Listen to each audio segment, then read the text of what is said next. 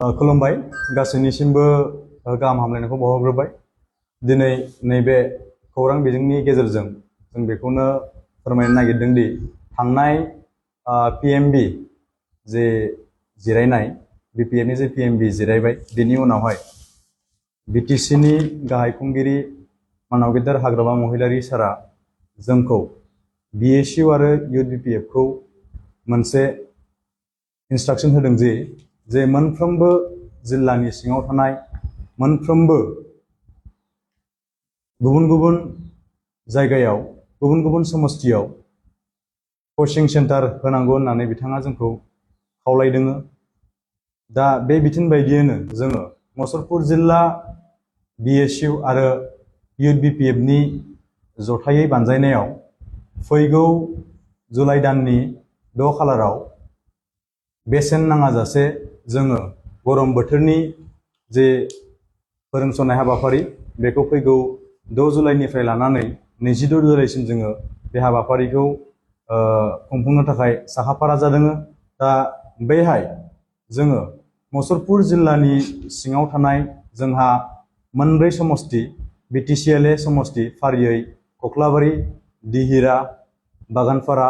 आरो मुसलपुर बे मोनब्रै समस्तियाव जोङो फारियै क्लास 10 नि थाखाय मोनसे समस्तियाव 3 सेन्टार जोङो होनाय जागोन आरो क्लास 12 नि थाखाय जोङो मोनसे समस्तियाव मोनसे जोङो होनाय जागोन अथवा 3+1 जे बेवहाय जोङो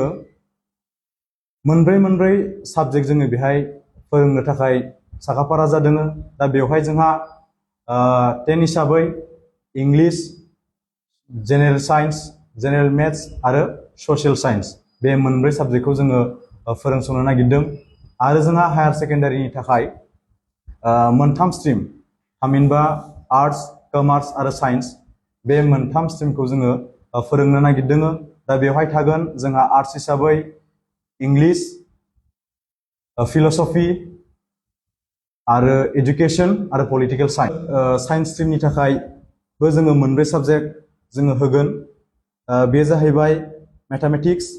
फिजिक्स, केमिस्ट्रि आरो कमार्स स्ट्रिमनि थाखाय बिजनेस स्टाडिज, फाइनेन्स, इकोनॉमिक्स आरो एकाउन्टेंसि। दा बेहाय जोङो ओरैबायदि थांखि लादों जे जोंनि जिखिनि फरायसा फरायसुलि बिथांमोननि थाखाय जोङो मोजां एक्सपीरियेन्स थानाय रोंगौथि गोनां फोरोंगिरिफोरखौ जोङो बेहाय थिसननाय जागोन। दा जायफोर फोरोंगिरिफोरा बिखेखै सोरबाया टिउसन खालामनानै फोरोंखाबाय थायो, सोरबाया मोजां इनस्टिट्यूशनफ्राव प्राइभेटआनो जा बहाबा गभर्नमेन्ट इनस्टिट्यूशनानो जा बैफोराव क्लास खालामबाय थानाय रोंगौथि गोनां फोरोंगिरिफोरखौ जोङो बेहाय थिसननाय जागोन। दा बेखायनो आं खावलायगोन जोंनि मुसलपुर जिल्लानि बेन्दोङाव थानाय मोनब्रै समस्ति फारियै कक्लाबारि, दिहिरा, बागानपारा आरो मुसलपुर बे मोनब्रै BTCLA समस्तिनि सिङाव थानाय जोंनि क्लास 10 आरो क्लास 12 आव फरायबाय थानाय जायफोर फरायसाफोरा नैबे 20 साननि थाखाय जोङो BSU आरो लाइमोन BPF नि बानजायनायाव जि गोलोम बोथोरनि फरायसंनाय हाबाफारि लादों बेवहाय गोसो गुदुं फरायसाफोरखौ नैबे जोंनि बेसेन नाङाजासे जे